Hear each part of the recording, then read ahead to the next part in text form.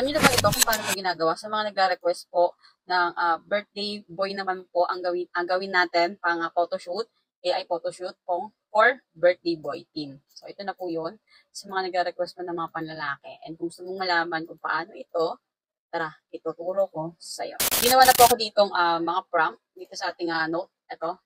So yung mga prompt na ito is 10. Ilalagay ko po sa ating comment section ng video na ito. At pwede rin naman po kayong pumunta dito sa ating wall at ito po. Yan, isa-isahin niyo po yung mga prompt sa comment section lang po. Nilagay ko na po. Yan. Punta tayo sa ating Google Gemini.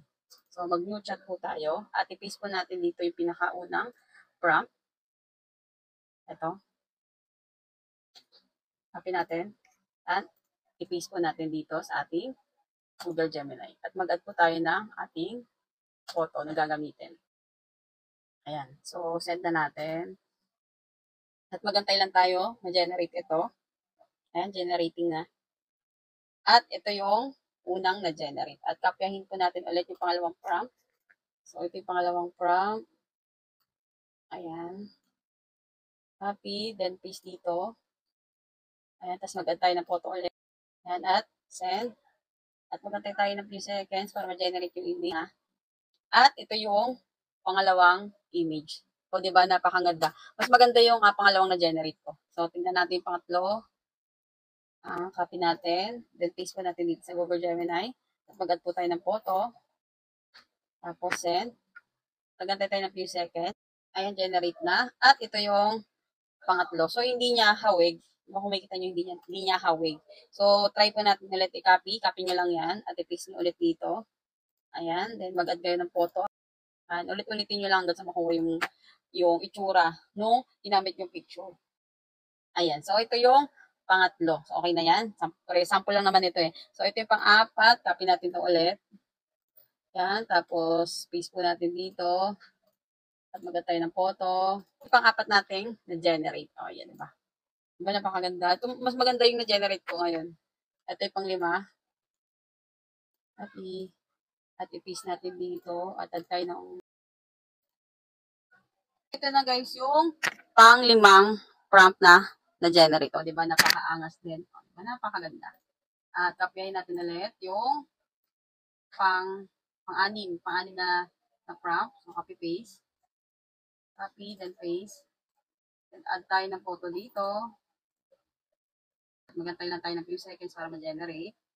Ayan. So, ito yung pang-6 na prompt. Atin yung pang-7 prompt. Copy, then paste, then add tayo ng photo, and send na yung image. At ito yung na-generate niya. Diba? Napaka-aesthetic lang. At copy natin ulit yung prompt. Pang-8 na prompt, copy, then paste dito, then add tayo ng image, then send. Ayan. O, diba? Ito, napaka-angas din ito. Tignan nyo guys. O, diba? Ayan. So, pang-9 na, prompt na, copy natin. Then paste, then add tayo ng photo. Ayan. Tapos, send natin. Ayan. Ayan. So, ito yung pang-9 na prompt. Diba maganda rin? Para kang nasa red carpet. So, ito. Copy natin yung pinakalas na prompt. Pang-10 na to. Then, paste po natin dito. Then, add tayo ng photo.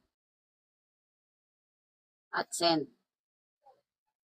Ayan. So, ito yung pinaka-last na prompt. O, diba? Napakaganda rin. Yung mga prompt po na ginamit po natin is nasa ating Facebook po. Ayan, dito. So, punta lang po kayo dito sa ating profile at nandito po yung mga prompt dito sa comment section. Ayan po. Yung mga prompt na ginamit po natin dito. Nasa comment section lang po. At click nyo lang yung photo at makikita nyo na yung mga prompt na ginamit po natin dito.